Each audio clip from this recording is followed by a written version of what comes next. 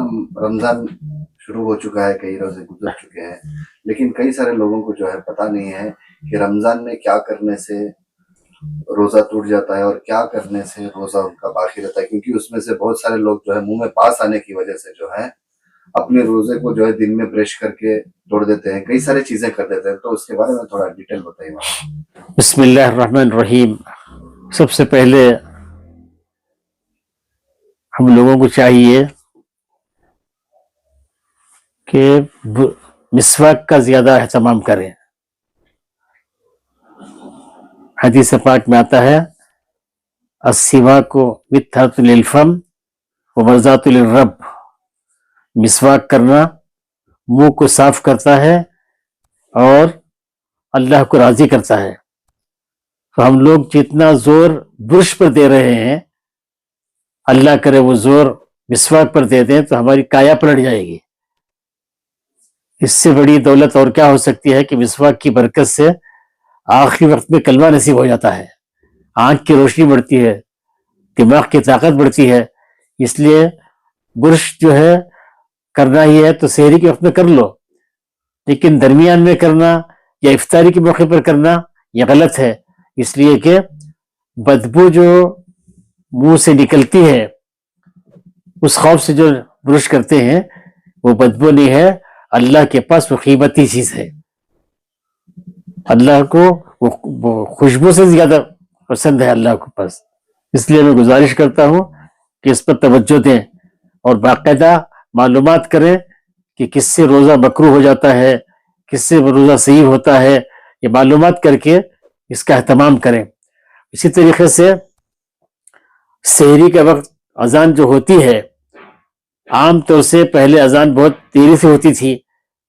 अल्हम्दुलिल्लाह, अल्लाह का शुक्र है कि 1981 में जब मैं यहाँ आया था, उसके बाद जो रमजान आया तो उस वक्त जो बिस्मिल्लाह करके मैं सहरी के आखिरी वक्त में अजान देता था, सहरी के वक्त खत्म होते अजान देता था।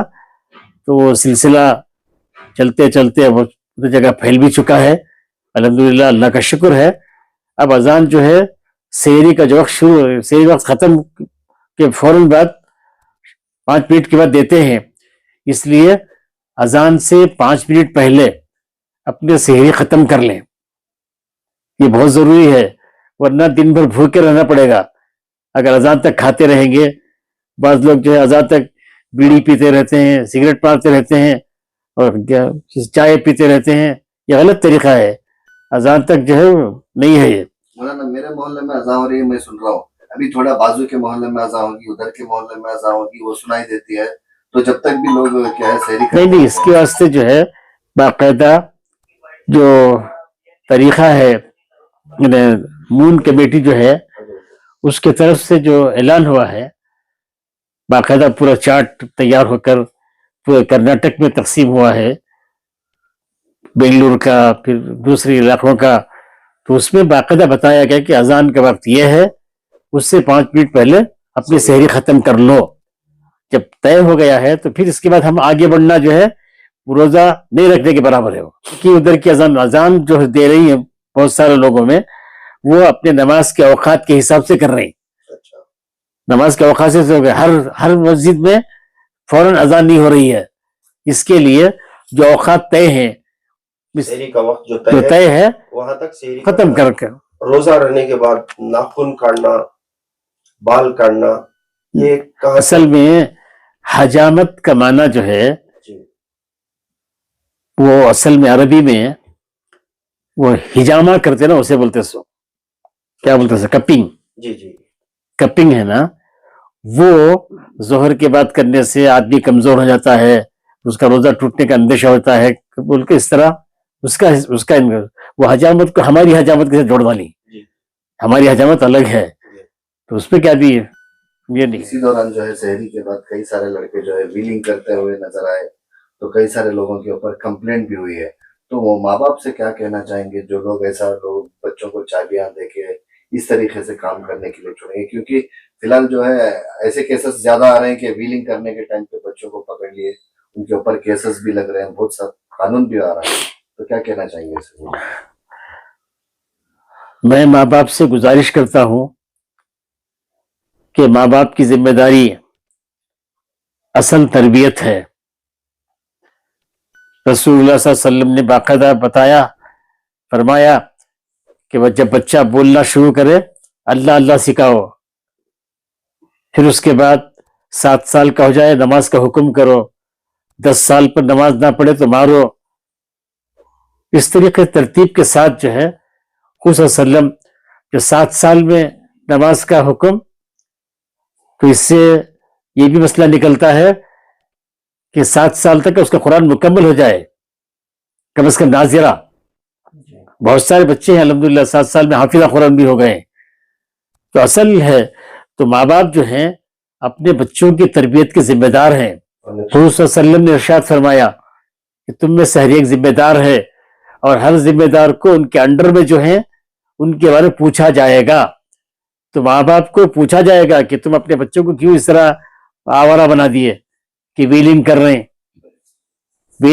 ہیں، ان کے اوپر کیس پڑ رہا ہے، پھر ان کی بے عزتی ہو رہی ہے، پھر ان کے ماں باپ پر تکلیف ہو رہی ہے. یہ سب مصیبتیں آ رہی ہیں.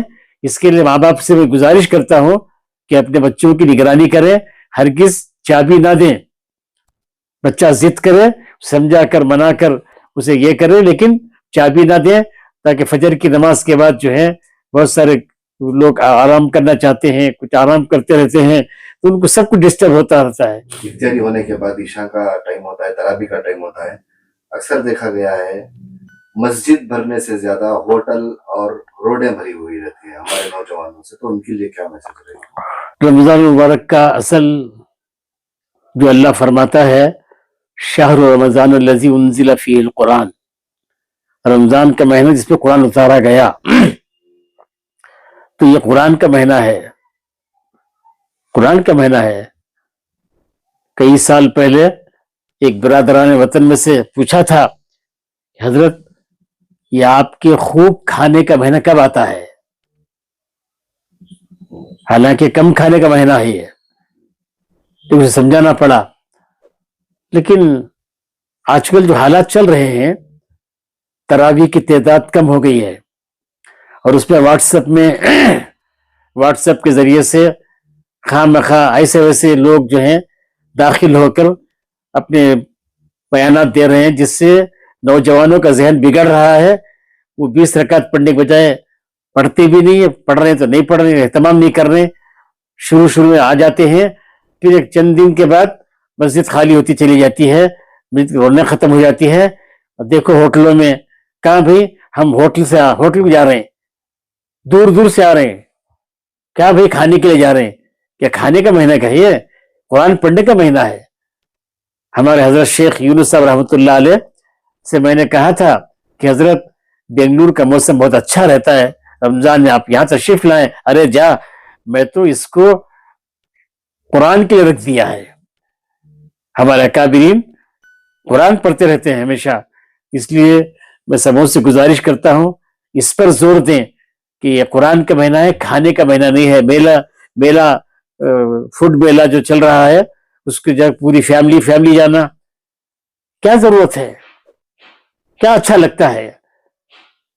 سفر میں ہیں، سفر کے دوران کہیں کھا لیے وہ الگ قصہ، لیکن گھروں میں رہتے ہوئے، گھر میں ہوتے ہوئے، گھروں کے ہوتے ہوئے ہوٹل میں جانا، یہ مزاج ختم کرو. یہ اللہ نیک توفیق دے.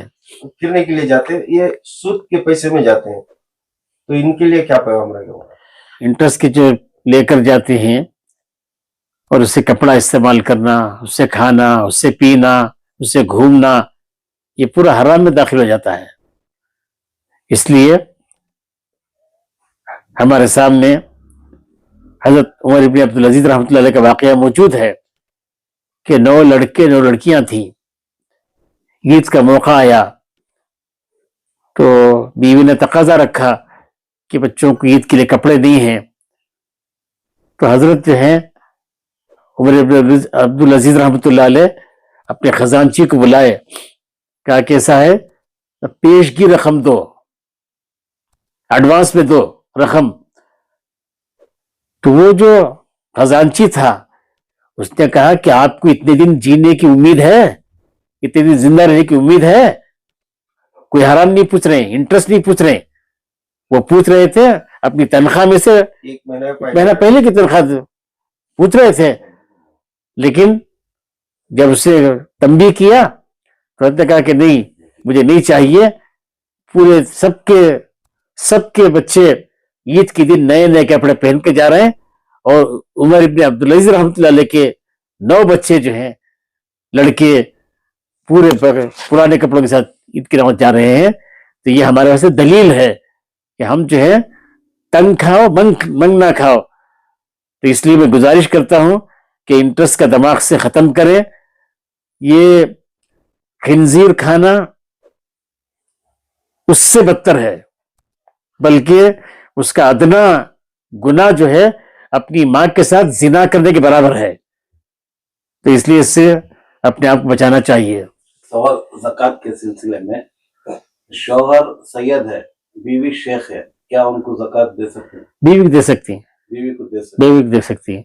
इसी तरह से माँ सैयद है, बच्चे जो हैं शौहर शेख है, तो शौहर को दे सकते हैं।